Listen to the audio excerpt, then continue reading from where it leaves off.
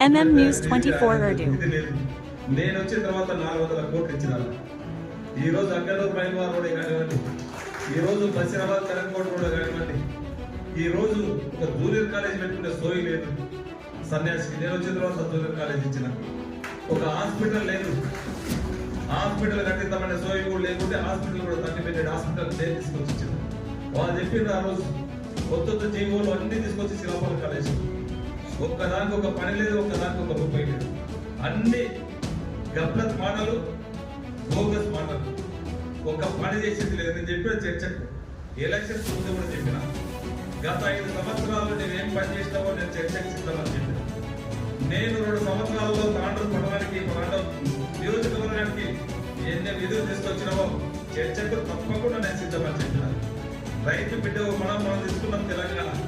మన నీళ్లు మనకు రావాలా, మన నిధులు మనకు రావాలా, మన ఉద్యోగాలు మనకు రావాలని చెప్పి తెలంగాణ తెచ్చుకుంటే మనకున్నటువంటి నీళ్లు కోట్పల్లి ప్రాజెక్ట్, ఆ రోజు మరిచెన్నారెడ్డి గారు వేసినటువంటి ప్రాజెక్ట్, దాదాపు 10,000 ఎకరాలు వారేటువంటి ప్రాజెక్టు ఈ రోజు 2,000 ఎకరాలు వాడతలేదు.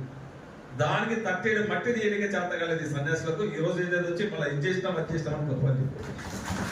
నేను వచ్చిన తర్వాత ఆ రోజు చెప్పిన ప్రజల వాళ్ళకి చెప్పిన, ఖచ్చితంగా కోట్పల్లి ప్రాజెక్టు ఖచ్చితంగా దాన్ని కాలువలు కంప్లీట్ చేస్తాం. లాస్ట్ ఆయకట్ట వరకు 9,400 ఎకరాల ఆయకట్ట ఏదైతే ఉన్నదో 14 గ్రామాలకు పెద్ద మండలం నీళ్ళిచ్చే బాధ్యత నేను తీసుకుంటాను చెప్పిన.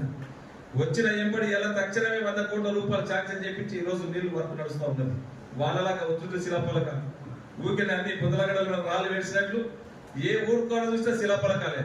ఇప్పటికీ ఏ కన్నా పోతుంటే నన్ను ఆ కాలంలో నాతో ఆయన పని చేయించుండు, నాకు బిల్లు వస్తలేదని చెప్పి ఆ బిల్లులలో కూడా శాంక్షన్ లేకుండా ఒకటిగా అర్థమవుతుంది. ఫైనాన్షియల్ కాంట్రాక్ట్ అయితే పని చేసి ఇలా చాలా మంది రోడ్ల మీదకి వేసింది. అలాంటి పని మనం ఎక్కడ కూడా చేయాలి. ఏ చేసినా ఒక పర్ఫెక్ట్ గా మనం పనిచేస్తాం. ఇది ఒకటే కాదు, నేను గతంలో ఏ పని చేసినా ఒక జెడ్పీటీసీ చేసిన ఒక ట్రాన్స్పరెంట్ గా ఉన్నది, ఒక డిసిసిబి చైర్మన్ చేసిన ఒక ట్రాన్స్పరెంట్ ఉన్నది. ఈయన గంట కరోనా అడ్డం వచ్చింది ఏమనంటే అదే కరోనాలో నేను కూడా డిసిసిబి చైర్మన్ చేసిన. నేను చేసిన నేను ప్రమాణ స్వీకారం చేసిన 20 రోజుల్లో కరోనా వచ్చింది. నేను చేసిన 3.5 సంవత్సరంలో నేను చేసిన 2 సంవత్సరాలు కరోనానే ఉన్నది, సంవత్సరంన్నర. 600 కోట్ల రూపాయలు ఆ రోజు వీక్ బ్యాంక్, ఆ రోజు డిసిబి బ్యాంక్ ఉండే నేను ప్రమాణ స్వీకారం చేసినప్పుడు, నేను బాధ్యత తీసుకున్నప్పుడు. ఆ 3 సంవత్సరాల కాలంలో దాదాపు 2,000 కోట్లకు వీక్ బ్యాంక్ పోయి ఇవాళ తెలంగాణలోనే హైదరాబాద్ రంగారెడ్డి డిసిబి బ్యాంక్ అంటే ఒక నెంబర్ 1 బ్యాంక్ తీసుకొచ్చి 2,000 కోట్లకు టర్న్ ఓవర్ తీసుకొచ్చింది. ఇంతసూచి అంటే గజండాల నేను డెవలప్మెంట్ చేయడానికి కరోనా అడ్డం వచ్చిందంట. ఈయన సొంత పనులు చేయడానికి కరోనా అడ్డం రాలేదు, కానీ తాండూరు ప్రజల డెవలప్మెంట్